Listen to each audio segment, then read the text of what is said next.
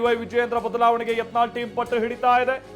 ಬೆಂಗಳೂರಿನಲ್ಲಿ ಬಿವೈಬಿ ಬಣದಿಂದ ಇದಕ್ಕೆ ಪ್ರತಿಯಾಗಿ ಒಂದು ಹೈ ವೋಲ್ಟೇಜ್ ಮೀಟಿಂಗ್ ಕೂಡ ನಡೀತಾ ಇದೆ. ಫೆಬ್ರವರಿ 12ನೇ ತಾರೀಕಿನಂದು ಬೃಹತ್ ಸಭೆ ನಡೆಸೋದಕ್ಕೆ ಬಿವೈ ವಿಜಯೇಂದ್ರ ಆಪ್ತರು ನಿರ್ಧರಿಸಿದ್ದಾರೆ. ಬೃಹತ್ ಸಭೆ ಎಲ್ಲಿ? ಬೆಂಗಳೂರಿನ ಒಂದು ಖಾಸಗಿ ಹೋಟೆಲ್ನಲ್ಲಿ ಒಂದು ಸಭೆ ನಡೆಸುವಂತ ನಿಟ್ಟಿನಲ್ಲಿ ನಿರ್ಧರಿಸಿದ್ದಾರೆ.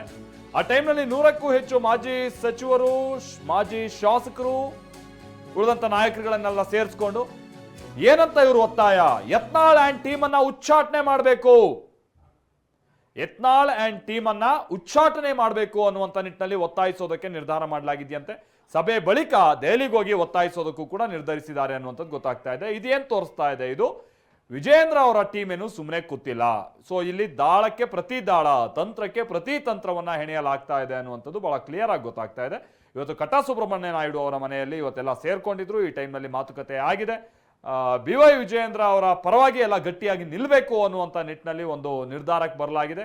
ಮುಂದುವರೆದ ಭಾಗವಾಗಿ ಯತ್ನಾಳ್ ಅವರನ್ನ ಹೊರ ಹಾಕಬೇಕು ಅಂತ ಹೇಳುವಂತ ನಿಟ್ಟಿನಲ್ಲೂ ಕೂಡ ಯತ್ನಾಳ್ ಟೀಮ್ ಅನ್ನ ವಿಜಯೇಂದ್ರ ವಿರುದ್ಧ ಲಿಂಗಾಯತ ನಾಯಕರ ಸಮರ ಅದು ದೆಹಲಿಯಲ್ಲಿ ನಾವು ಗಮನಿಸಬಹುದಾಗಿದೆ. ಹೌದು, ದೆಹಲಿಯಲ್ಲಿ ಬಿಜೆಪಿ ಲಿಂಗಾಯತ ನಾಯಕರ ಸಭೆ ನಡೆಸುವಂತ ಸಾಧ್ಯತೆ ಇದೆ. ಸಚಿವ ಸೋಮಣ್ಣ ಅವರ ಸರ್ಕಾರಿ ನಿವಾಸದಲ್ಲಿ ಪೂಜೆ ನೆಪದಲ್ಲಿ ಭೇಟಿ.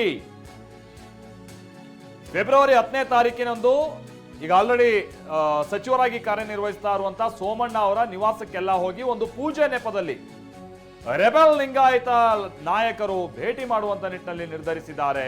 ಯಾರಿದ್ದಾರೆ? ಸಂಸದ ಬಸವರಾಜ ಬೊಮ್ಮಾಯಿ. ಸಂಸದ ಬಸವರಾಜ ಬೊಮ್ಮಾಯಿ ಅವರ ನೇತೃತ್ವದಲ್ಲಿ ಮೀಟಿಂಗ್ ನಡೆಸೋದಕ್ಕೆ ಉದ್ದೇಶಿಸಲಾಗಿದೆ.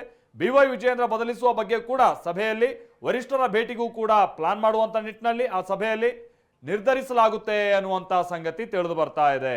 ಒಂದ್ ಕಡೆ ಕೆಲ ಪುಕಾರ್ಗಳೆಲ್ಲ ಕೇಳಿ ಬರ್ತಾ ಇದೆ. ಏನೋ ಬಸವರಾಜ ಬೊಮ್ಮಾಯಿ ಅವರು ಕೂಡ ಕೆಲ ಅಸಮಾಧಾನವನ್ನು ವ್ಯಕ್ತಪಡಿಸಿದ್ದಾರೆ ಅನ್ನುವಂಥದ್ದು ಪುಕಾರಿದು. ಗೊತ್ತಿಲ್ಲ ಅದು ಎಷ್ಟು ಸತ್ಯಾಸತ್ಯತೆ ಅಂತ. ಬಟ್ ಅದಕ್ಕೆ ಪುಷ್ಟಿ ಕೊಡುವಂತೆ ಇವತ್ತು ಕರ್ನಾಟಕ ಭವನದಲ್ಲಿ ಹೋಗಿ ಅವರನ್ನ ಭೇಟಿ ಆಗಲಾಗಿದೆ. ಈಗ ಮುಂದುವರೆದ ಭಾಗವಾಗಿ ಸೋಮಣ್ಣ, ಯತ್ನಾಳ್ ಅವರು ಮೇಲಿನ ಮೇಲೆ ಹೇಳ್ತಾ ಇದ್ರು ಸೋಮಣ್ಣ ಅವರನ್ನು ಸೋಲ್ಸೋಕೆ ಇವರು ಪ್ರಯತ್ನ ಪಟ್ಟಿರ್ಲಿಲ್ವಾ, ಬೊಮ್ಮಾಯಿ ಅವರನ್ನು ಸೋಲ್ಸೋಕೆ ಪ್ರಯತ್ನ ಪಟ್ಟಿರ್ಲಿಲ್ವಾ ಅಂತೆಲ್ಲ ಹೇಳ್ಕೊಂಡು ಈಗ ಅದೇ ಎಕ್ಸಾಂಪಲ್ ಇದ್ದಂತ ಸೋಮಣ್ಣ ಅವ್ರ ನಿವಾಸದಲ್ಲಿ ಎಲ್ಲ ಒಂದು ಪೂಜೆ ನೆಪದಲ್ಲಿ ಸೇರುವಂತ ನಿಟ್ಟಿನ ಪ್ಲಾನ್ ಅಂತ ಗೊತ್ತಾಗ್ತಾ ಇದೆ. ಕಿರಣ್ ಅನ್ಯಡ್ಕ ನಮ್ಮ ಪ್ರತಿನಿಧಿ ಇದಕ್ಕೆ ಸಂಬಂಧಪಟ್ಟಂಗೆ ಮತ್ತಷ್ಟು ಡೀಟೇಲ್ಸ್ ಅನ್ನು ಕೊಡ್ತಾರೆ. ಕಿರಣ್, ಈಗ ಮುಂದುವರೆದ ಭಾಗವಾಗಿ ದೆಹಲಿಯಲ್ಲಿ ಲಿಂಗಾಯತರ ನಾಯಕರುಗಳು ಒಂದು ಸಭೆ ಸೇರೋದು ಅನ್ನುವಂಥದ್ದಾದ್ರೆ ಇದು ಯಾವುದರ ಸೂಚನೆ ಅನ್ನುವಂಥದ್ದು? ಲಿಂಗಾಯತರು ವಿಜಯೇಂದ್ರ ಅವರ ಜೊತೆಗೆ ಇಲ್ಲ ಅನ್ನುವಂಥ ರೀತಿಯಾದಂಥ ಸೂಚನೆ ಕೊಡುವಂತ ನಿಟ್ಟಿನಲ್ಲಿ ಒಂದು ಪ್ರಯತ್ನನ, ಅದರ ಜೊತೆಗೆ ಇವಾಗ ಓವರ್ ಆಲ್ ಆಗಿ ಏನೇನು ಆಗ್ತಾ ಇದೆ, ವಿಜಯೇಂದ್ರ ಅವರ ಬಣದ ಪ್ರತಿತಂತ್ರ ಇವತ್ತು ಹೇಗೆ ಕಂಡು ಬರ್ತಾ ಇದೆ, ಇವರು ಸಭೆ ನಡೆಸುವ ನಿಟ್ಟಿನಲ್ಲಿ ಅದೆಷ್ಟು ಗಟ್ಟಿಯಾಗಿ ವಿಜಯೇಂದ್ರ ಪರವಾಗಿ ನಿಲ್ಲುವಂತ ನಿಟ್ಟಿನ ಒಂದು ನಿರ್ಧಾರಕ್ಕೆ ಬಂದಿದ್ದಾರೆ ಅಂತೇಳಿ, ಅಥವಾ ಆ ಪ್ಲಾನ್ ಏನಿದೆ ಅಂತೇಳಿ ಕಿರಣ್? ಮಲ್ತೇಶ್, ಯತ್ನಾಳ್ ಮತ್ತು ಅವರ ತಂಡದ ಸದಸ್ಯರು ದೆಹಲಿಗೆ ಹೋಗಿ ವಿಜಯೇಂದ್ರ ಅವರನ್ನ ರಾಜ್ಯಾಧ್ಯಕ್ಷ ಸ್ಥಾನದಿಂದ ಬದಲಾವಣೆ ಮಾಡಬೇಕನ್ನುವಂತ ಒತ್ತಡವನ್ನ ಹಾಕುವಂತಹ ಪ್ರಯತ್ನವನ್ನ ಮಾಡ್ತಿರುವ ಬೆನ್ನಲ್ಲೇ ಈಗ ಬೆಂಗಳೂರಿನಲ್ಲಿ ಇವತ್ತು ಸಭೆ ಸೇರಿರುವಂತಹ ವಿಜಯೇಂದ್ರ ಆಪ್ತರಾಗಿರುವಂತಹ ಮಾಜಿ ಶಾಸಕರುಗಳು ಮುಂದಿನ 12ನೇ ತಾರೀಕಿನಂದು ಬೆಂಗಳೂರಿನಲ್ಲಿ ದೊಡ್ಡ ಮಟ್ಟದ ಸಭೆಯನ್ನ ಮಾಡೋದಕ್ಕೆ ತೀರ್ಮಾನವನ್ನ ಮಾಡಿದ್ದಾರೆ. ಇವತ್ತಿನ ಸಭೆಯಲ್ಲಿ ಅವರು ಚರ್ಚೆ ಮಾಡಿರುವಂತಹ ವಿಚಾರ ಏನಂದ್ರೆ, ಬೆಂಗಳೂರಿನ ಖಾಸಗಿ ಹೋಟೆಲ್ ಒಂದು ಸಭೆಯನ್ನ ಮಾಡಬೇಕು. ಆ ಸಭೆಗೆ ಮಾಜಿ ಸಚಿವರು ಮತ್ತು ಮಾಜಿ ಶಾಸಕರನ್ನ ಆಹ್ವಾನ ಮಾಡಬೇಕು. ಸುಮಾರು 100ರಷ್ಟು ಮಾಜಿ ಸಚಿವರು ಮತ್ತು ಮಾಜಿ ಶಾಸಕರನ್ನ ಸಭೆಯನ್ನ ಸೇರಿಸಿ ಆಹ್ವಾನವನ್ನ ಮಾಡಿ ಅಲ್ಲಿ ಒಂದು ನಿರ್ಧಾರವನ್ನು ತೆಗೆದುಕೊಂಡು ನಂತರ ದೆಹಲಿಗೆ ಹೋಗಿ ಯತ್ನಾಳ್ ಮತ್ತು ತಂಡದ ಸದಸ್ಯರನ್ನ ಪಕ್ಷದಿಂದ ಉಚ್ಚಾಟನೆ ಮಾಡುವಂತ ನಿಟ್ಟಿನಲ್ಲಿ ವರಿಷ್ಠರನ್ನ ಭೇಟಿ ಮಾಡಿ ಒತ್ತಾಯವನ್ನ ಹಾಕಬೇಕು ಅನ್ನುವಂತ ನಿರ್ಧಾರವನ್ನ ಇವತ್ತು ಮಾಡ್ಕೊಂಡಿದ್ದಾರೆ. ಈ ಬೆಳವಣಿಗೆ ನಡೆದಿರುವಂತದ್ದು ಯತ್ನಾಳ್ ಮತ್ತು ತಂಡದ ಸದಸ್ಯರು ದೆಹಲಿಗೆ ಹೋಗಿ ವರಿಷ್ಠರನ್ನ ಭೇಟಿಯಾಗೋದಕ್ಕೆ ಪ್ರಯತ್ನ ಮಾಡದಂತಹ ಹಿನ್ನೆಲೆಯಲ್ಲಿ ಈ ವಿಜಯೇಂದ್ರ ಪರವಾದಂತಹ ಒಂದು ಬ್ಯಾಟಿಂಗ್ ಮಾಡುವಂತಹ ರೀತಿಯಲ್ಲಿ ಈ ಸಭೆಗಳನ್ನ ಮಾಡ್ತಾ ಇರುವಂತದ್ದು. ಇದರ ಬೆನ್ನಲ್ಲಿ 12ನೇ ತಾರೀಕಿನ ನಡೆಯುವಂತಹ ಸಭೆಯಲ್ಲೂ ಕೂಡ ಇದೇ ರೀತಿಯಂತ ಒತ್ತಾಯವನ್ನ ಮಾಡೋದಕ್ಕೆ ತೀರ್ಮಾನವನ್ನ ಮಾಡಿಕೊಳ್ಳಲಾಗಿದೆ.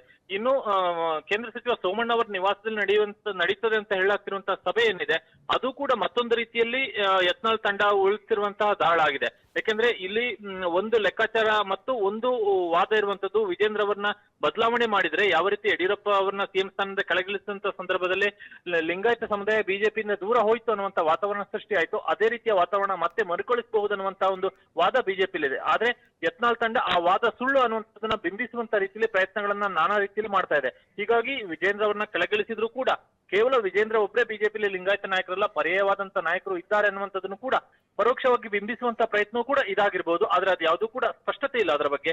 ಸೋಮಣ್ಣ ನಿವಾಸದಲ್ಲಿ ಕಾರ್ಯಕ್ರಮದ ನಿಮಿತ್ತ ಅವರು ಸೇರುವಂತಹ ಸಂದರ್ಭದಲ್ಲಿ ಅದು ಲಿಂಗಾಯತರ ಸಭೆಯಾಗಿ ಸಭೆ ನಡೆಯುತ್ತೋ ಅಥವಾ ಕೇಂದ್ರ ಸಚಿವರು ಅನ್ನುವಂತ ರೀತಿಯಲ್ಲಿ ಅವ್ರನ್ನ ಭೇಟಿ ಮಾಡಿ ತಮ್ಮ ಬಲವನ್ನ ವೃದ್ಧಿಸಿಕೊಳ್ಳುವಂತ ಅಥವಾ ತಮಗೆ ಇನ್ನಷ್ಟು ನಾಯಕರುಗಳ ಬೆಂಬಲ ಇದೆ ಅನ್ನುವಂಥದ್ದನ್ನ ತೋರಿಸಿಕೊಳ್ಳುವಂತ ಪ್ರಯತ್ನವನ್ನ ಇಲ್ಲಿ ಯತ್ನಾಳ್ ಮತ್ತು ಅವರ ತಂಡದ ಸದಸ್ಯರು ಮಾಡ್ತಾ ಇದ್ದಾರೆ ಅನ್ನುವಂಥದ್ದು ಕೂಡ ಗೊತ್ತಿಲ್ಲ. ಆದ್ರೆ ಕೇಂದ್ರ ಸಚಿವರ ಸಭೆ ನಿವಾಸದಲ್ಲಿ ಸಭೆ ಆದ್ರೆ ಅದನ್ನ ಯತ್ನಾಳ್ ಮತ್ತು ತಂಡದ ಸದಸ್ಯರು ಯಾವ ರೀತಿಯಲ್ಲಿ ಬೇಕಾದ್ರೆ ಅದನ್ನ ಕ್ಲೈಮ್ ಮಾಡ್ಕೊಳ್ಬಹುದು. ಅಂದ್ರೆ ನಮಗೆ ಕೇಂದ್ರ ಸಚಿವರ ಬೆಂಬಲ ಇದೆ, ಸಂಸದರ ಬೆಂಬಲ ಇದೆ ಅನ್ನುವಂಥದ್ದನ್ನ ತೋರಿಸಿಕೊಳ್ಳುವಂತ ಪ್ರಯತ್ನವೂ ಕೂಡ ಆಗಿರ್ಬೋದು. ನಮ್ಮ ತಂಡದ ಶಕ್ತಿ ಮತ್ತಷ್ಟು ವೃದ್ಧಿ ಆಗ್ತಿದೆ ಅನ್ನುವಂಥದ್ದನ್ನ ತೋರಿಸಿಕೊಳ್ಳುವಂತ ಪ್ರಯತ್ನವೂ ಕೂಡ ಇರ್ಬೋದು. ಅದನ್ನ ನೇರವಾಗಿ ಲಿಂಗಾಯತ ಮುಖಂಡರ ಸಭೆ ಅಂತಾನೂ ಹೇಳೋದಕ್ಕೆ ಸಾಧ್ಯವಾಗೋದಿಲ್ಲ. ಯಾಕಂದ್ರೆ ಆ ಸಭೆಯಲ್ಲಿ ಬೇರೆ ಬೇರೆ ಪಕ್ಷದಲ್ಲಿರುವಂತ ಬೇರೆ ಸಮುದಾಯದ ಮುಖಂಡರು ಕೂಡ ಪಾಲ್ಗೊಳ್ಳುವಂತ ಕಾರಣಕ್ಕಾಗಿ ಕೇವಲ ಲಿಂಗಾಯತರ ಸಭೆಯಂತೂ ಕೂಡ ಅದನ್ನ ನಾವು ಹೇಳೋದಕ್ಕೆ ಸಾಧ್ಯವಾಗೋದಿಲ್ಲ. ಆದ್ರೆ ಆ ಸಭೆ ನಡೆದ್ರೆ ಖಂಡಿತವಾಗಿ ಕೂಡ ಮತ್ತೊಂದಷ್ಟು ರೀತಿಯ ಸಂಚಲನಗಳು ಸೃಷ್ಟಿಯಾಗಬಹುದು. Maltesh, thank you Kiran.